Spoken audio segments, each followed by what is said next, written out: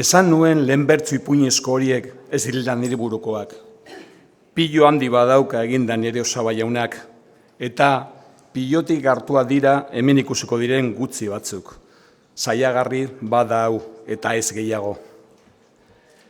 Esango ere da gure euskararen lotsagarrirako ez duela bertso edo poesiak etxeko izenik, baina esan dezakegu ez duela inoiz izan.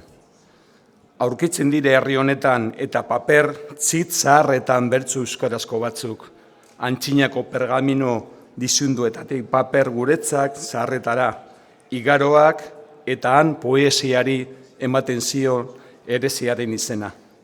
Ahaztu bada, ez egotzi euskarari eta bai euskaldunei.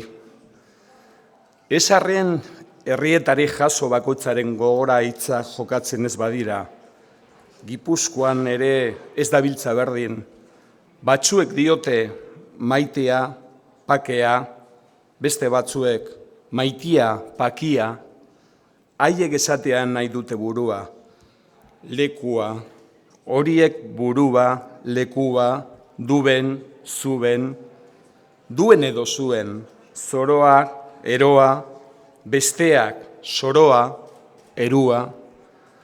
Aurkeria dira horiek eta gizon adituak ez dira geldituko uskeria horietan. Beste gauza bat, ipuin ondo ginetan ez dira aurkitu behar haurtzo eta nekazariek erraz adituko ez dituzten gauzak.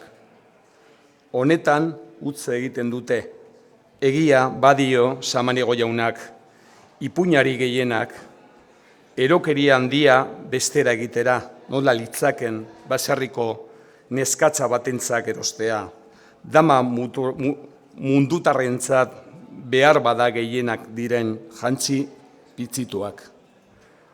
Nola guztiak ez dakiten euskara ondo, adituak izan daitezen, izen batzuk ipiniko dira bertsoen oinean, beren azalpena edo esan nahia.